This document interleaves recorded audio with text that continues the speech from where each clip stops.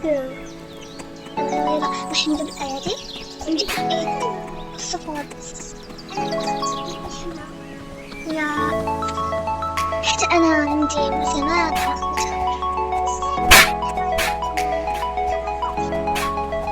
الحمد لله ما في الناس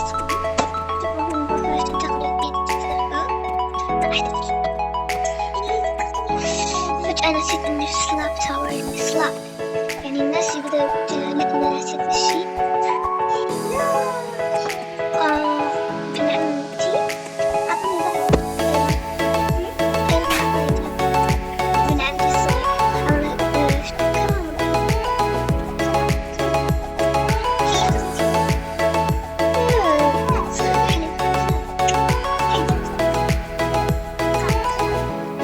يعني الحين لما نسبها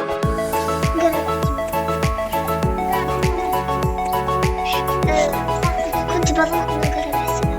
المهم موضوعنا مش الحين.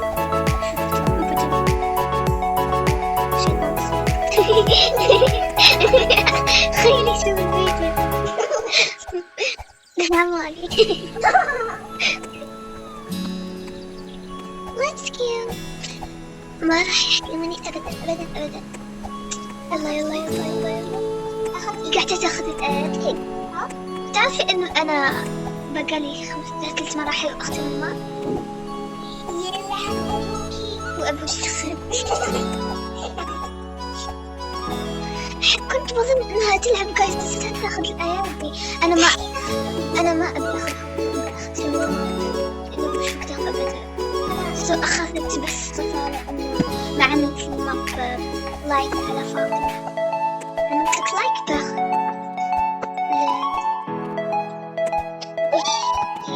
قربت أروح للبداية بس قربت ما رحت أصلا بس قربت. ورديني